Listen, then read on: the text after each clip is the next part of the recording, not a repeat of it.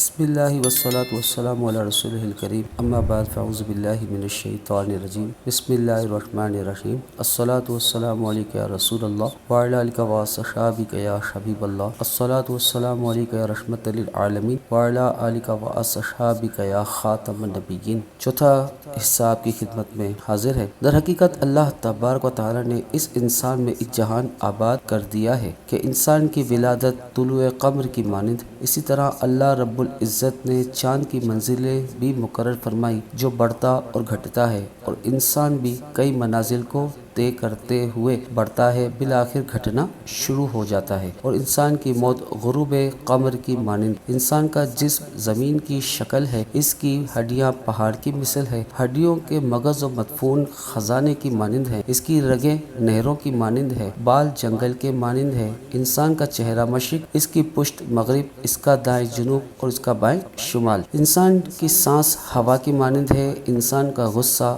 بادل کے مانند ہے، اور غصے میں بولنا رعد و کر کے مانند ہے، اس کا پسینہ اور رونا بارش کی طرح ہے۔ بس بہت ہی برکتوں والا ہے وہ اللہ تعالی جو سب سے زیادہ حسین مخلوق کو پیدا فرمانے والا ہے۔ اسی طرح اللہ رب العزت نے سورج کو روشنی بخشی، چاند کو نور عطا فرمایا، اس خالق کائنات نے انسان کے چہرے کو روشنی اور آنکھوں کو نور عطا فرمایا، رات کو تاریکی بخشی، اسی طرح جیسے بالوں کو سیاہی عطا فرمائی، اسی پروردگار نے ہوا کو لطافت، پہاڑوں کو کثافت بخشی، اسی طرح ہڈیوں کو کثافت، روح کو لطافت بخشی، پانی کو رقت یعنی نرمی اور پتلا پن، اسی طرح اس مالک و مولا نے دماغ کو رقت عطا کیا، اسی طرح خالق کائنات نے فرشتوں کو نور اور روحوں کو روشنی عطا فرمائی، مغروروں کو ظلمت اور جنوں کو لطافت بخشی اور چوپایوں کو کثافت بخشی، پھر یہ تمام صفات انسان میں یکجا فرمائی اور خود اپنی شان کو بیان فرمایا کہ فتبارک اللہ احسن الخالقین۔ بس بہت ہی برکتوں والا ہے وہ اللہ تعالیٰ جو سب سے زیادہ حسین مخلوق کو پیدا فرمانے والا ہے۔ الغرض اللہ تبارک و تعالیٰ نے حضرت انسان میں سب چیزیں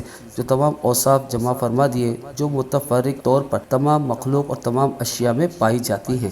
مثلا اللہ تبارک و تعالیٰ نے آسمان کو بلندی دی تو انسان کو قد و قامت عطا کیا۔ آسمان کو اگر چاند، ستارے اور سورج عطا فرمائے، حضرت انسان کو روشن پیشانی، چہرے پر نور اور دانت جو ہے ستاروں کی مانند عطا فرمائے۔ اگر آسمان کو قرق عطا کیا تو انسان کو چھینک عطا کی۔ خالق کائنات نے زمین کو قرار عطا کیا تو انسان کو سکون و وقار عطا کیا۔ انسان کے سر میں جوئیں پیدا کی تو اس نے دنیا میں حیوانات بھی تخلیق فرمائے۔ زمین میں سرسبز کھیتیاں اگائی تو انسان کو اولاد بخشی۔ اس مالک ارض و سما نے نجوم و ستارے پیدا فرمائے تو انسان کو ان کا علم بھی عطا فرمایا۔ اس نے جہاں میں 4 قسم کے ذائقے پیدا فرمائے، میٹھا، کڑوا، نمکین اور کھٹا، تو انسان میں بھی 4 قسم کی رطوبتیں جمع فرمائی، منہ میں میٹھا ذائقہ، ناک میں کھٹا ذائقہ، کانوں کی رطوبت کا ذائقہ کڑوا اور آنسوؤں کو نمکین عطا فرمایا۔ اگر آسمانوں میں جنت رکھی تو انسان کو دل عطا فرمایا جو جنت سے بھی زیادہ خوبصورت اور مزین ہے، جو معرفت و محبت کا حقیقی مسکن ہے۔ جس طرح جنت میں ہر طرف حسین و جمیل نظارے ہیں تو دل میں اللہ تبارک و تعالیٰ کے ذکر کے ذریعے نظاروں سے لطف اندوز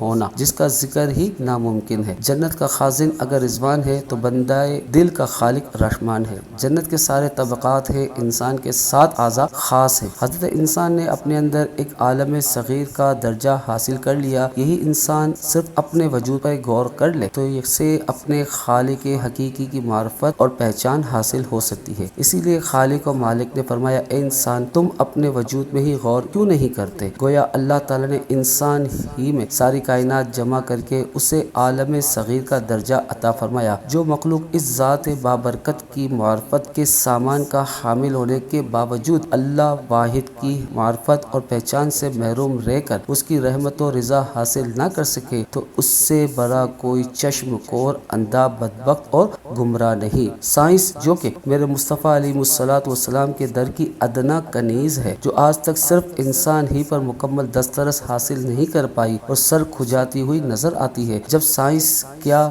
کیوں اور کیسے پر رک جاتی ہے تو اس وقت یہ جواب آتا ہے کہ ان اللہ علی کل شیء قدیر۔ میوہ حیرت ہے آج یہ سائنس بھی سوچ کر تخلیق جگر کانپتا ہے۔ وما علینا الا البلاغ المبین۔